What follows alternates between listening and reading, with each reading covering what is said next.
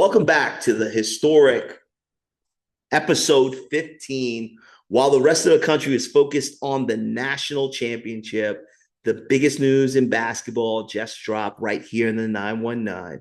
The Hubert Davis era has come to an end, and the search for the next leader of the Tar Heel just didn't stay local or in the family, sort of, but it went all the way to the NBA in a move that sent shockwaves from Denver to Chapel Hill. UNC has officially named Denver Nuggets head coach Mike Malone as the next head coach of North Carolina basketball. We're talking about an NBA champion and a leader of superstars and a coach who knows exactly how to build a winning culture at the highest level. But the questions remain. Can the NBA blueprint be the Carolina blueprint? Can he recruit the five-star players to Chapel Hill? Today, Darryl and I will break down the hire that changed everything. We're talking about the end of the search, the fit for Malone in the ACC and the Tar Heel, and what it means to be the future of the Blue Blood rivalry. Grab your headset. The Mike Malone era starts right now on the Blue Blood Rivalry podcast. The Blue Blood TV podcast is available on Spotify, iTunes, or wherever you get your podcasts. Remember, guys, these shows grow when you share them. So we have a great show here. Share them with all your friends. Make them aware of the Blue Blood TV podcast. Darryl, what's up, man? What's up, Haas? How you doing, man? Oh man, I'm chilling. I'm chilling. Did we're on this pod, right? This pod is called Season 8, Episode 15, The Mile High Move, Mike Malone, and the new blueprint for North Carolina. This is a really big move from Carolina, and I'll tell you why. Because making Mike Malone the head coach of the University of North Carolina, they have broken the lineage. So let me give you the history of it. Right, I'm listening. Dean Smith was coached by Phog Allen. Phog Allen was coached by James Naismith. Bill Guthridge was mentored by Dean Smith. Roy Williams mentored by Dean Smith. Brad Doherty, we're going to throw him in between Guthridge and Roy. Dean Smith, and Hubert Davis, Dean Smith. And that's a direct line to the beginning of basketball, which is James Naismith. So for the first time in our lives, the cord has been cut. Is this a necessary evolution of UNC in the modern era of NIL, Darryl? Tell me what you think. I think yes. I think this move, the best way that I could describe this move is innovative, right? They went against the grain. They are surprising a lot of us. I think you and I were very much gung-ho on them sticking in the family. I know you mentioned Kenny Smith on the last episode. I think that we all thought that it would probably be somebody in the family. And even when they started talking about going outside of the family, outside of the Carolina blue blood, passionate history of this program, they never, ever, we think that it would be Michael Malone. And I like the alliteration that you had with the mile high move, Michael Malone, right? And I think that just as innovative as you were with that line, this move for Carolina was a big, innovative splash not only in the collegiate headlines, but I think in basketball headlines in general. I mean, okay. He coached the Denver Nuggets. I mean, here's where I am, Darryl. I wanted to come on the show when UNC got their next coach, and I wanted to be hyped. I wanted to feel like we're back. I wanted to feel like we're going to get all the recruits. And I don't know. I mean, I don't feel that. Okay. I wanted the guy to be a Carolina guy for many reasons. Like when Carolina comes to Cameron, when Duke comes to the Dean Dome, Yeah. Everybody's part of that lineage, knows Yeah. what that means, knows what that feels like. We're going to go into a stadium twice. We're going to go to Cameron. We're going to go into the Dean Dome. And the only one that's not going to know what's going on is Mike Malone. Ah, man. Haas, He's listen. not, I mean, Li- he's not going to know Listen, what's going on. listen. Let's be clear though. We also have to bring attention to the fact that first and foremost, I don't know if you saw the press conference, but obviously his daughter plays a factor in him coming to the university. She plays on the Carolina volleyball team, and he did speak very highly and passionately about how he wanted to try to, while he came there, he had to ask her first, right? And so I think off of that alone, he knows about the Carolina Duke rivalry. He knows about the tradition of Carolina basketball, but this is a basketball guy. And it doesn't take a very, very big expert. A novice basketball individual can know the history, is going to know the history of the Carolina name, the Jordan brand, the sky blue, right? This is not foreign to Mike Malone. While he may not have college experience in the coaching ranks, he also is a champion. And I think that I need to say this. I love this move. I love this move.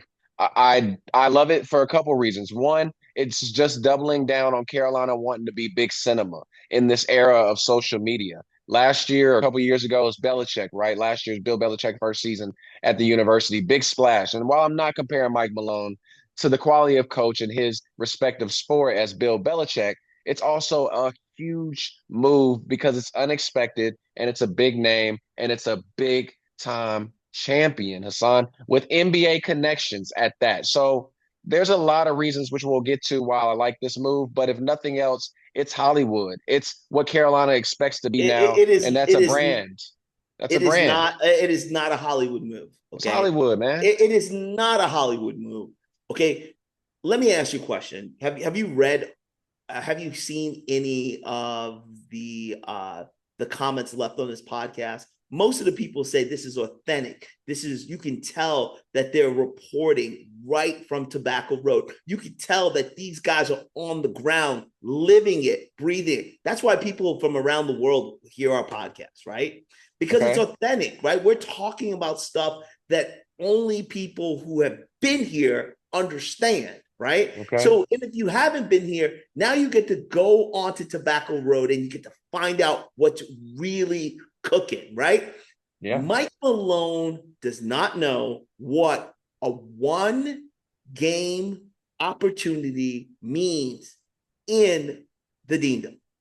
He doesn't know what every possession means, right? He comes from the NBA, 10 years with the Denver Nuggets, Sacramento Kings, Golden State Warriors, New Orleans Hornets. Great. I love it.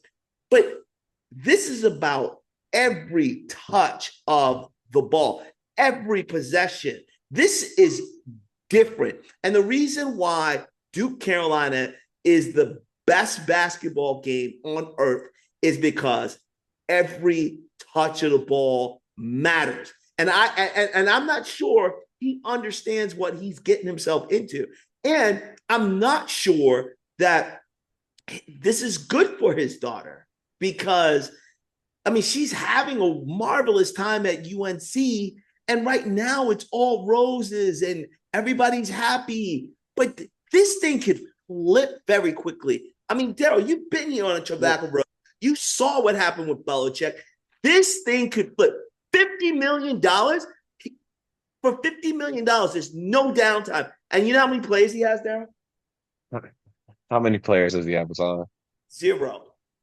Yeah. Today he Yeah. has zero. But okay, but also that's not a Michael Malone problem, right? He didn't create that problem. That's what I should say. That's a Carolina problem. And I don't know that any coach was gonna, it's the NIL era, right? We're in a different era of basketball. We're in the transfer portal era. You watch guys, I think there's a few guys that actually just left Duke, or they didn't leave Duke, but entered the portal from Duke, Famenya being one of them. You just never know what you're going to get with these guys year to year as far as players are concerned. And so them not having any players is not a Michael Malone problem. What Michael Malone now has to have a solution for is them not having any players, right? And so he has to figure out what the future of Carolina basketball looks like, and he has to figure that out very quickly. And I'm not buying the whole he doesn't know what it's like to coach in a collegiate game. The guy is a basketball savant. He is a basketball head. He was one of the best coaches in the league while he was in the league. And I can definitely see him being one of the better coaches in collegiate basketball. My issue, though, Hassan, with this hire is exactly what you pointed to, and that's $50 million. Okay, that's like $8.3 million a year, right? We're talking Bill Self money.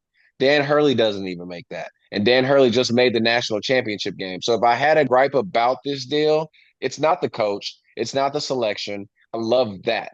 I do not love what they're spending on a coach when they could be out there shopping for players. And so I think that's where my biggest cause for concern is about this move.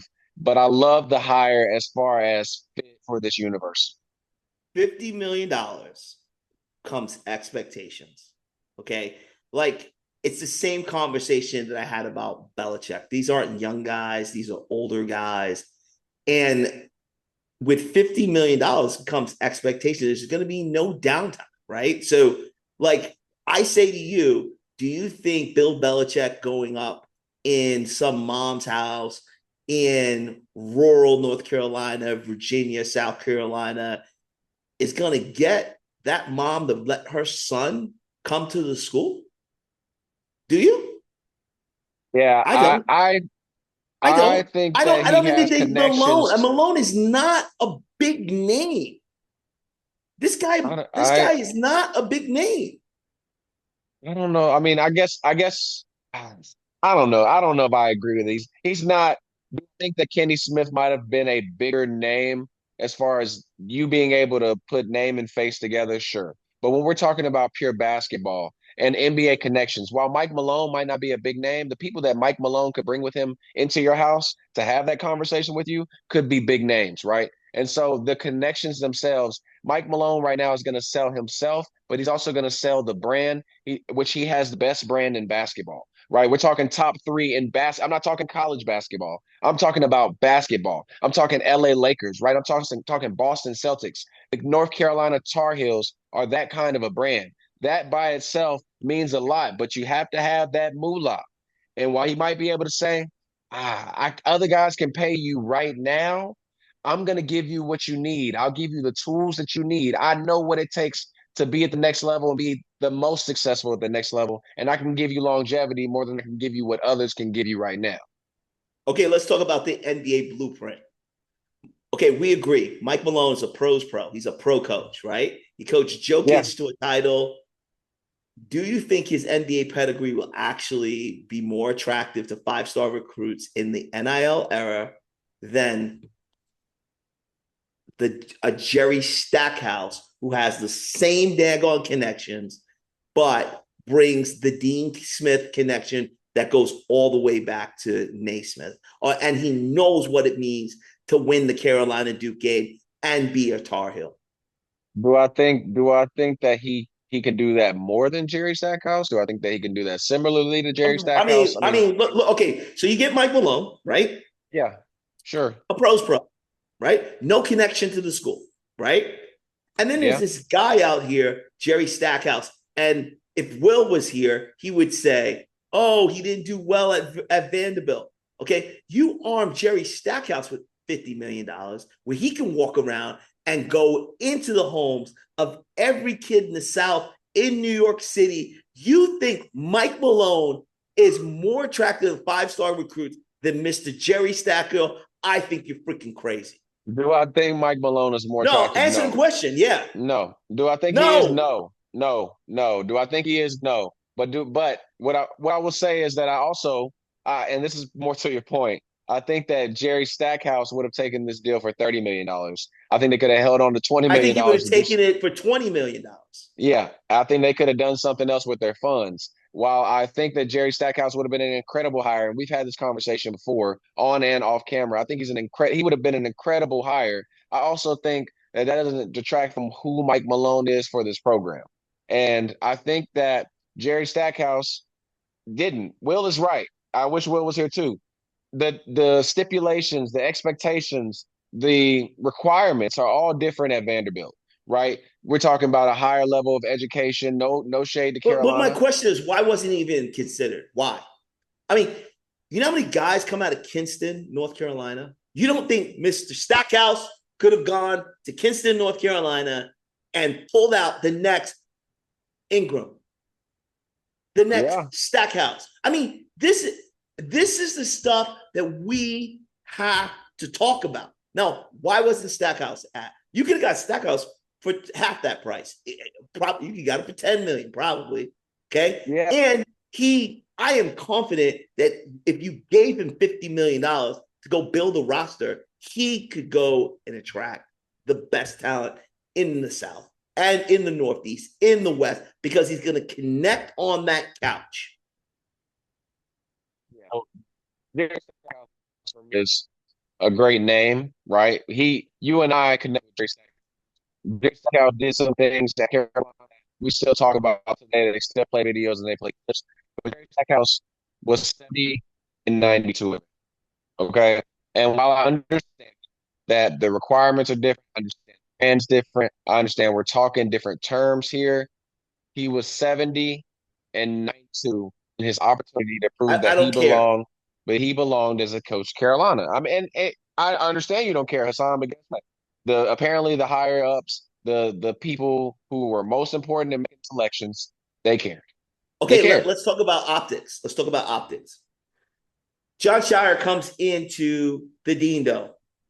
The players run out. The coaches shake. You think that's better optics with Shire versus Stackhouse or Shire versus Malone?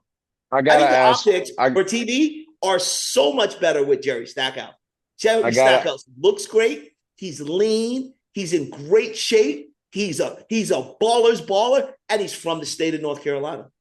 I gotta ask this first, though, Hassan. Are the coaches meeting at half court to shake hands like they traditionally do in the Final Four, or are they just shaking I'm in talking passing? about the blue blood rivalry optics. Oh man, I had to throw that Gino. It was Gino. It was Gino and Don Staley joke. I'm sorry. I'm sorry it didn't land, Hassan. But to answer your question, I think Jerry Stackhouse is a good looking brother. I think that he walks out there. It's definitely going to look better with Stackhouse out there. But I think if you put it on paper, Hassan, the 70 and 92 doesn't look good. And I think that's what it comes down to. The optics only matter. But the optics don't matter when you're trying to feed pockets. Okay, so if Jerry Stackhouse, he could come to Carolina and be successful, or he could come to Carolina and be 79 and 92. And while Hubert Davis, I wasn't a huge fan of Hubert Davis, he also won 70% of his games. So if I'm looking at a guy who on the other side won about 40 to 45% of his games, I don't think I want to bring that. I need to see more from Jerry Stackhouse. So maybe Mike Malone, in a way, is an interim coach, right, for a few years. You give him an opportunity. You try to make these connections. They haven't had an opportunity to build their coaching tree like they wanted to when Dean Smith was there. Roy dismantled that coaching tree. Well, now maybe you take this period of time to be able to rebuild all of that and rebuild the brand, rebuild the program, find a way to maybe be a national contender again. And if it doesn't work, maybe Jerry has now proven himself at another university, another program, to where we can bring Jerry Stackhouse in 3 to 4 years from now. So let me ask you a question. Jerry Stackhouse, D League Coach of the Year. Why do we only look at what happened at Vanderbilt? Because that's the only other thing we have to look at. No, D no, no. League Coach of the Year. And he's been an NBA coach for a long time. Yeah, Why? D League Coach of the Year is great, but it's the GD whatever FEBCA league. I know somebody in the local YMCA who's been Coach of the Year the last 25 years. Should I ask him to be the coach of Duke at Cameron Indoor Stadium, lining up with Mike Malone next week? Or I'm just saying, Hassan. I'm just saying that I think that you have to have some kind of Mike Malone has established himself as an NBA champion, not D League, not G League. The National Basketball Association's greatest team when 2023 was Mike Malone's team. And he was considered one of the best coaches in the National Basketball Association, which is considered the greatest league in the world by most people, right? So I think that while it might not be a major move to you as far as a collegiate level is concerned, it's a major basketball move. And it's hard to look at Jerry Stackhouse, Mr. D League's champion or coach of the year, at 70 and 92 at Vanderbilt, and not having any more experience to show for that. Do you think Jerry Stackhouse would be 72 and 90, 70 whatever and you 92? said, if Yeah, he 70. was the coach of the University of North Carolina, armed, pockets full of money? You don't think he could bring in the best basketball players in the country? No, I don't think he would be 70 and 92 at Carolina, because I think by the time he hit 30 and 40, they would fire him. So I think he could be successful, Hassan. I'm not disagreeing with that. What I also will argue till I'm blue in the face is that 70 and 92 is what the guys with the dollars in their pockets see. And they just came off of Hubert winning 70% of his games. And Hubert was a guy that they liked, right? They liked him because he was quiet, submissive, and he allowed people to do what they wanted to do, right? Submissive. Yeah. So, and yet he still, at the end of the day, was fired after 70% completion percentage in his victories, right? 70 and 92 is not good enough, and that's just what it is when a Jerry Stackhouse. Let's talk about submissive. That's the part of Hubert that always rubbed me the wrong way. Yeah. Right? As a Carolina coach, and I'm not saying that Hubert isn't I want an alpha dog in the coaching scene. Yeah. I want a guy who wants to win, right? Like, and I'm not saying Hubert doesn't want to win. I'm not saying anything negative about Hubert. What I am saying is Hubert and Jerry Stackhouse have two different personalities, okay? And one of the reasons is Jerry's not going to let you tell him who you're going to have on his bench because he's a dog, right? And that's what I think the problem we're having is we as Carolina needs to arm the whole entire bench with dogs from every championship that we've ever won.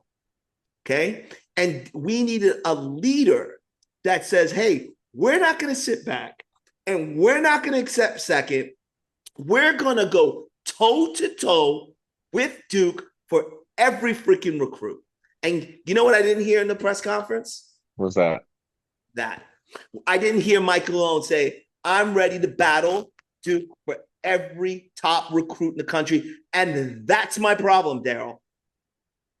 So I mean, that's a valid point. Listen. Okay. Do you think Jerry Stackhouse would have been, oh yeah, we're gonna recruit, or you think he'd went toe to toe with Jon Scheyer? I'm asking the question. I think Jerry Stackhouse would go toe to toe with Jon Scheyer. I do. I think that, but I also think Mike Malone might be the coach that ends Jon Scheyer's stint at Duke. I do think that Hubert's biggest thing, where Jon Scheyer, what I should say, where Jon Scheyer has benefited the most is in this rivalry. While the head-to-head matchups might be a little bit more even, when we talk about championships, we talk about ACC tournament titles, ACC regular season titles. Duke's winning more of those more frequently than Carolina is. So Jon Scheyer's executives look at him, and while he hasn't been as successful as they'd like, no national championship appearances, no national titles, he also has those things to his name. Well, Mike Malone can build a team that can win those things. And then what will Jon Scheyer have? We've always criticized Jon Scheyer as a basketball coach. Mike Malone is a coach. He is a basketball head. He knows the game. And so at the end of the day, they're going to have to find a way. Tanner's going to have to find a way to pay the players, get the right guys in position for Mike Malone. But now they have Mr. X's and O's. And I think that he comes with a swag that you might not anticipate from just looking at him. I don't know if you remember, but Denver was celebrating their 2023 NBA championship. And Mike Malone was big chain gang, man, holding on to his chain, talking with a swagger like I've never seen him before. And I think if he can bring the real Mike Malone to somebody's house, he can also help get those players to gravitate to who Mike Malone is and what Mike Malone can do for them and their brand. Okay. Duke Carolina fans, download Duke Carolina, the Blue Blood Rivalry film on iTunes or Apple TV or wherever you get your VOD downloads.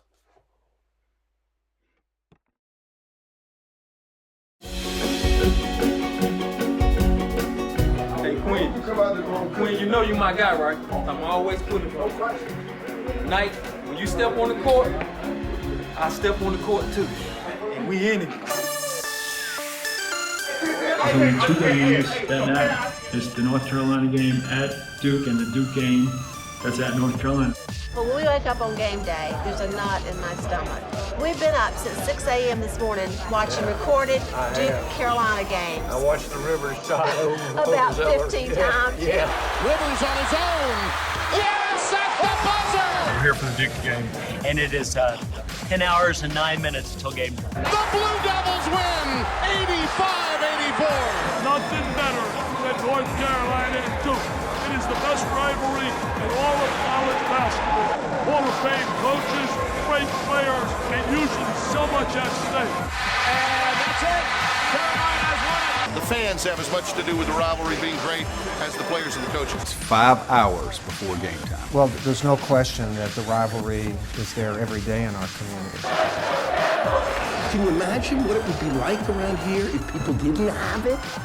It would be terrifying. We are 30 minutes away from tip-off. It's one of the most exciting events you can be a part of, and I still say it's not the biggest rivalry in college basketball. It's the biggest rivalry in all of sport, bar none. It's game time! Blue Blood TV Podcast is available on Spotify, iTunes, or wherever you get your podcasts. Remember, guys, these shows grow when you share them. So we have a great show here. Share them with all your friends. Make them aware of the Blue Blood TV podcast. Okay, so let's talk about bridge building, Darryl. Mike Malone, first outsider to take the job in decades, okay? I think since 1950, okay? Yeah. Who he surrounds himself with will be his biggest signal of how he has to build a bridge towards the Carolina way. Do you know what the Carolina way is? Tell me about it, Hassan. No, the Carolina's way is a way Carolina operates, right? It's and the people who understand the Carolina way are people who went to school at Carolina. There's a way of doing things. Okay. Okay. Sure.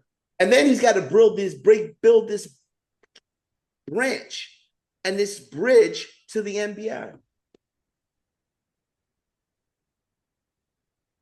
Yeah. How do you do that? Right now, the biggest signal is going to be his bench. But I already was told that Sean May's going to be back on the bench. Yep. Pat Sullivan's going to be back on the bench, right? Yep. Yep. I mean, I love both of them. I love Pat Sullivan. I've ridden home with Pat Sullivan when we went to school together, right? I'm not anti-Pat Sullivan, but those guys are operating in the Carolina way. Mike Malone is coming with his NBA way. How does that all mesh? I think the only way this works is if Mike Malone comes in and creates this like hybrid space where you still can respect and continue and perpetuate the Carolina tradition and the Carolina way, while also finding a way to connect the outside perspective. And I think having the NBA experience actually benefits him in this case because he can bring that into the Carolina blend, right? And also being connected to somebody like Jokic. I'm not sure if you saw Nikola Jokic commented about Mike Malone's hiring here, saying that he thought it was a really good hire, that he thought he would be able to teach the kids how to play and he would be very successful. I think that international in 2026 might be more impactful than just having the guys that are domestic, the guys that are at home. And Mike Malone has those connections through his former players. And so I think that finding a way to bridge those two things is super important between the Carolina tradition and what Mike Malone might consider the NBA way. Okay, so do you think I think legacy on that bench is important. Pat Sullivan, Sean May, Jeff Lebo, important. That's 80s, 90s to the early 2000s, right? So Sean May won in the early 2000s, Pat won in 93. Jeff Lebo was the guy in the 80s, right? So like he was Jeff Lebo, King Rice, all those guys. So, but my question is, we're missing something. Like, I think the Carolina audience, the Carolina community, the Carolina fan base needs somebody to kind of shake up that Carolina way, that nice guy, right? Like, I was confident. If you put Jerry Stackhouse in the seat, you got your pit bull, right? You got your guy that's going to want to win, understands the rivalry. He can't play anymore, but this is the only way he can compete in a rivalry.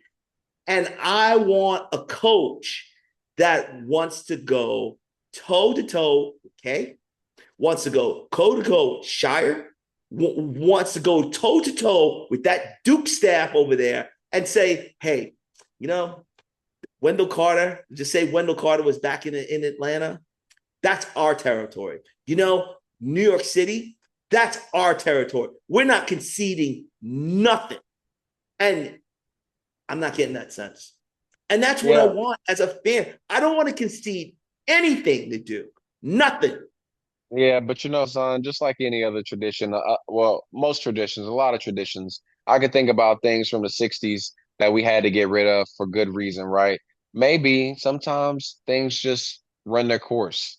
And it's clear that with the two major hires and their two biggest, most financially lucrative sports, Carolina has now gone away from the traditional Carolina way. And they made a big splash with Bill Belichick, who has really no true current Carolina ties anymore, other than his 25-year-old girlfriend.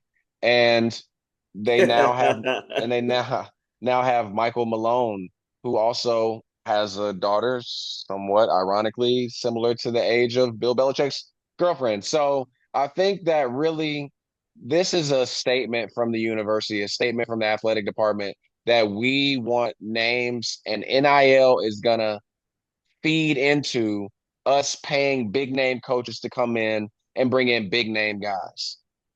Okay, so let's talk about recruiting. Recruiting guru, Darryl. Mike Malone has not recruited a high schooler in 20 years. Do you know that? Yeah. Okay. Not surprising at all. The last time he was an assistant in college was at Manhattan in 99 to 2001. He coached at Manhattan College in New York. And in 95 to 98, Providence. I think he coached Lamar Odom. You know that guy, the guy that was dating the Kardashian. I think that was one of his players, right? So yeah, I just watched the documentary about Lamar Odom, but yeah. Okay, so he hasn't recruited in 2 decades. Like, and the biggest problem with a coach like Belichick is, let me tell you what the biggest problem with Carolina football is. 1, the players are not that good. 2, they made a lot of mistakes. And you know why they made a lot of mistakes? Because they weren't their kids, right? So there's kids that don't tuck the football. They're kids that don't bring the football in and they fumble it, right? You know why Carolina had so many of those situations? It's because Bill Belichick didn't have to teach the fundamentals to an 18-year-old in 40 years. Because he was coaching pros, right? When you're coaching Tom Brady specifically. Tom Brady, if you're coaching a running back, tuck the football, bring it in. All these things that you got to remind an 18-year-old, Bill Belichick wasn't reminding his 18-year-old. And Carolina football lost a lot of games because Bill Belichick forgot how to coach. They call it a letter F, Darryl. What is it called? Fundamentals. Fundamentals. Okay? So my concern here is we got a guy who hasn't coached 18-year-olds. Well, he has in the NBA, but the fundamentals, you don't have to coach in the NBA. You let NBA guys go, you get the best roster, and you win, right? This is sort of like that. You got to get the best roster, but at the same time, it's a young player that's bound to make mistakes. And we talked about it in this pod with Duke. 2 years in a row, they just made mistakes, right? Yeah. And you know why they made those mistakes? Because these they're guys young. are kids. They're young. Yeah. Right? Yeah. Boozer doesn't make that mistake 3 years from now because he has that experience to build on. And he's going to say, it's better for me to go to the freaking line, be a man, pick up my chest, and shoot the 2 down and win it from my school. Okay? Yeah. Right? That's the concern. Is this guy's been in the NBA? They're not coaching how to shoot. In college basketball, I mean, did you watch the finals, Darryl? Yeah. I saw Michigan and UConn. Yes, sir. Okay, what was the biggest takeaway from that final, from a technical aspect of that game? I mean, I take a lot of things away. So I'm interested in hearing where you're coming from right now. Nobody could shoot. Nobody could shoot in that game, right? Yeah. These are top NIL guys. Nobody can shoot, right? What about Elliot Cadeau? While we're here, I just want to ask what did you think, since we don't have Will today? I'm glad you brought up the finals. What did you think about the transition Elliot Cadeau made from where he was last year, being dogged by Theo Pinson on the podcast, kind of pushed aside by Carolina, and finding a new home in Michigan and becoming the most outstanding player in the national championship tournament? I think Elliot Cadeau is, and this is my sentiments last year, is a good basketball player. He's not great. I think Elliot Cadeau is a good guard with the right setup. And I talked about this last year. He is not a Kenny Anderson. He's not a Kenny Smith. He's not a guard that can go and get you 25 points if he needs to, right? He is not like as good as the guards that we've had in previous years at Carolina, most recently, okay? But I do think he was set up very well at Michigan, and the setup at Carolina just didn't have enough dogs up on the front line for him to play his game. So Elliot Cadeau, he's a good point guard. Is he an NBA point guard? No. Is he an NBA point guard now that he was player of the game? No, because he's not good enough. So the reality is what it is. Like he doesn't, he wasn't set up at Carolina correctly. Now, could he have been set up better at Carolina? 100% yes. Yes, I agree. Would he go to the NBA? No. Yeah, So I think the thing that I'm most interested in the hiring of Mike Malone and seeing Mike Malone on the collegiate level is to your point, Hassan. These are kids. They are prone to make mistakes. They're prone to make more mistakes than the NBA guys that he's used to coaching. But if everything that everyone says about him and being a basketball head, an X's and O guy, is true, it sounds like he may have the ability to coach these guys up. And because he's a former NBA coach and has probably talked to a lot of different NBA scouts and been able to scout NBA talent himself, I would be interested to see how he scouts talent in this transfer portal that we live in, because we're talking year to year, taking guys not only from high school to college. You're talking about A to B to C to D, right? Because you can go from high school to one university to another university to another. And I think it's Mike Malone's responsibility at this point, especially right now with 0 players, as we mentioned, to start assessing that talent from other universities, guys who have experience. So he's not the only one who's able to coach these guys up, because you need players with experience like Elliot Cadeau and the guys that were surrounded around him to be able to coach their teammates up in critical times. And I think Carolina's lacked that in the last few years. And I think it's pivotal. It's imperative for them to gain that going forward. Yeah.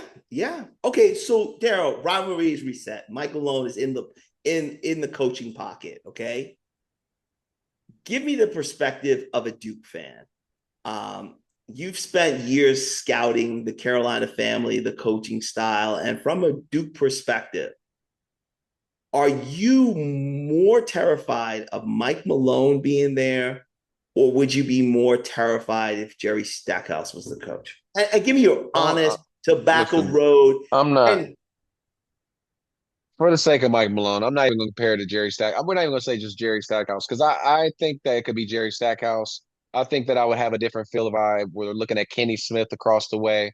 I even think that There are a couple other names for the guys they were the prospective coaches that they were looking at, in like Tommy Lloyd out in Arizona. I think that those guys would probably scare me a little bit more in a way, but I think the unknown of Mike Malone might be just scary in itself. The unknown of what he's going to bring to the table. As a Duke fan, am I looking across the court and shaking in my boots? No, but that's because we bring in the talent. That's because you guys currently Yeah, have zero but you players. but That you it's not Mike Malone that's not scaring me right now. do you think Mike Malone is going to flip any of those players?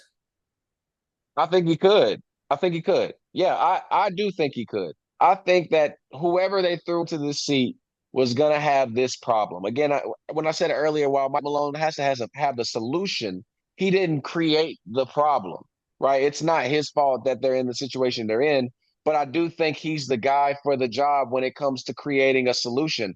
And I don't know that Jerry Stackhouse, Kenny Smith, or anybody else would have been any more of a solution than Mike Malone right now. I think Mike Malone for Duke fans is TBD, right? Because we don't know what it looks like. So if he comes out and he wins the first season, he beats Duke both games going forward. Do you think I see Mike Malone and start shaking in my boots? I'm gonna be quivering, Hassan. Okay, but if he comes out and doesn't prove it, then at that point, I'm not gonna be the only one looking at him. He's gonna have some execs that are looking at him and asking some questions. So for me, I feel like this war is won in social media, right? So I felt like Kenny Smith could potentially have been a very good pick. And the reason why I say that is because Kenny Smith knows how to look into the camera. He knows how to talk to the camera. He knows how to say to that young man, we're building something incredible at Carolina. We're going to put you in the pros. We're going to do all these things, and you need to roll with us. Yes. I'm not so sure Mike Malone can do that, because I think in 2025, social media is the real connection point. I thought we needed a television guy or somebody that we can go get clips of, right? Stackhouse, you can go get a clip of him dunking in Cameron. You can get clips of it of showing these kids what the task is, right? Kenny Smith is a TV personality, right? So I think that's what's going to win these young players. And I wanted somebody who was going to change Jon Scheyer's recruiting bit. I want Jon Scheyer to say, oh man, I got a problem now. Well, let me ask you though, Hassan, do you think as a dad and the father of former collegiate, student athletes, do you think that if Jon Scheyer walked into your house, that Jon Scheyer would be able to sell you on this program for your kids? Yes. Okay. I do. And why? Because he's coming with a track record of putting guys in the NBA, right? They've got a brotherhood. Like the things I want for my kids, right? So I want my kids when they go to a college, I want my kids to get the best education they can get. Okay. Duke provides that. I want my kids to have a community of players that once they go to the NBA, they got something that they can go back to. What the Duke has done in terms of creating the brotherhood, which is an offshoot of the Carolina family, which Coach K stole from Dean Smith, the brotherhood versus the Carolina family. The brotherhood is real, right? The Carolina family thing was real, okay? I want them to have family, something that they can wrap their hands around after the game. Duke provides that, okay? And I'm not sure. And then I want my kids to win. And I want my kids to be in a situation where the lights are shining down on them, where they're getting maximum coverage. Okay. Yeah. Duke provides all that. Now, Carolina, it could do all that. It's done all that in the past. But now, I don't know how Mike Malone fractures the brotherhood. Like, so let's give you this outside factor. Remember this guy named Matt Doherty? Do you remember him? You might have been young Yeah. then. Yeah, I do remember Matt Doherty. He tried to do things too fast. Mm-hmm. Okay. The old guard still lives in Chapel Hill. And the question is Mike Malone going to get the space he needs to do the things he wants to do? Okay. Yeah. Is he going to get that space, right?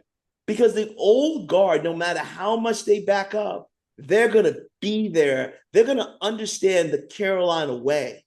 And they're going to understand that certain things need to be a certain way. Okay? Yeah. And I think those are the things that, and then that $50 million sounds good, but I think that $50 million is a lot of money. And it's going to cause Mike Malone to have expectations. But look, I think you made an interesting point, and we're talking about John Shire and selling you mainly because he's putting these guys in the NBA, right? And I think that in today's era, that's what not only do the NIL dollars bring in the good recruits, the 5-star recruits, but also what is the next move? Am I making it to the next level? And I think that Carolina, since Roy Williams, has not produced a lot of that, right? Sean May, Raymond Felton, Rashad McCants, of course, early on. But as you look later and later, you got your Kobe White, but you don't have a lot of guys that are leaving, one, after year one, and two, as lottery picks. Duke has that. Well, Carolina, I think, recognized, and the executives recognize that we need to do something different because this mold, the traditional Carolina way, the 3 to 4 year players that ultimately find their way to cutting down the net towards the end of their tenure, that isn't how this works anymore. That's not how we're going to draw in the big names. We need to be able to bring these guys in. They give us what we want, and we give them what they want ultimately by sending them and shipping them off to the league. And so I think the Mike Malone hire, Hassan, interestingly enough, because it's not the Carolina way, is establishing a new foundation. And if you're asking me, what do I see as a Duke fan? Well, if he comes in and he finds 2 to 3 guys that he's able to send to the league immediately, first year out, that's going to bring probably 2 to 3, maybe 4 more the next season. And if he's able to do that and recreate it, next thing you know, you're talking 5-star recruits in bunches, right? 5, 6, 4 to 5-star guys who are coming in and going out. And at that point, maybe my perception of Mike Malone and this hire changes, but it's got to change the old traditional way because it doesn't work anymore. Not Roy Williams' way anyway. Okay, so you're saying there's a new standard. So let me ask you a question. Mike Malone, 1, 2, 3, 4, 5 years. What's the standard for him to get a championship? He's got the money. He's got $50 million in his pocket. He's going to have the money to go with the NIL. Talk to me. I think the standard is actually Final Four by year 3 and a national championship in 4. See, I think the $50 million changes that. I think he's got to get an Elite 8 in year 2. And I think he's got to be battling for a national championship from that point on. $50 million? Yeah. I mean, listen, I don't disagree with you. $50 million. What Chris Tucker say? $50 million? Who you kidnap? Chelsea Clinton? Like that changes the game. That changes that number itself. Bill Belichick's making $10 million per year. They expect him to have more success than he did last year. Mike Malone making $8.3 million a year. Again, that's Bill Self. That's Tom Izzo. That's Dan Hurley. That means you're expected to be just as good as those guys, if not better. Yeah. So, and in NIL, it's not like we got to recruit high school kids, right? All you have to do, like my expectation is I'm going to give him 1 year to just get adjusted, right? But then after that, Darryl, he has to deliver, right? Because what does it take to deliver? It's Rick Pitino put it bluntly. It's not about blue bloods anymore. It's about contracts. It's about signing freaking contracts. It's about bringing in the best players to University of North Carolina. It's about signing them, highlighting them, putting money in their pockets, and they come in and they come and win a championship for you. right? So you don't need 4 or 5 years to develop your players. That's Roy Williams, what you're talking, Darryl. If this guy's as good as he says he is, he should be able to do it. But I don't think he's developing. I don't think it's about developing players. I think he's walking into a situation where, like you said, he doesn't have any guys right now, right? So this first year, I expect this first year to have some growing pains. But by year two, because year one, he has a full year, right, to be able to get into the recruiting field. He knows he's the head coach of North Carolina. Everyone knows he's the head coach of Carolina. By year two, he should be pulling in these 5-star recruits that we're talking about. And yes, at that point, he should start battling for Elite Eights. And after that, it should be Final Four bust, national championship or bust, and these guys have to win. But I do give him a first couple years because that first year is going to have growing pains. But by year two, he's got to start winning a lot of games, and he's going to have to make a deep run into the tournament. Darryl, we couldn't agree more. And on that note, that brings us to the end of this truly historic episode 15. We talked about the end of the Naismith to Dean Smith lineage, the departure of Hubert Davis, the start of a brand new chapter with Mike Malone. The Mile House City has officially met Southern Part of Heaven, and the 919 will never be the same. It's a new family affair now in Chapel Hill, from the NBA sidelines to the UNC volleyball courts.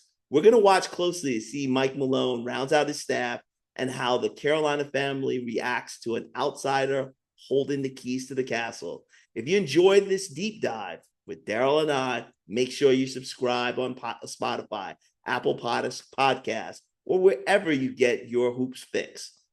Your support keeps the rivalry going. Follow us on Instagram for all the breaking news at Blue Blood Rivalry on Instagram and on the updates itself. For Darryl, Will is sick today. I'm Hassan Pinto. The lineage may have changed, but the mission stays the same. One rivalry, 2 shades of blue, always one winner. We'll catch you next time on the Blue Blood Rivalry podcast. And as we always say, what do we say, Darryl? We out. We out.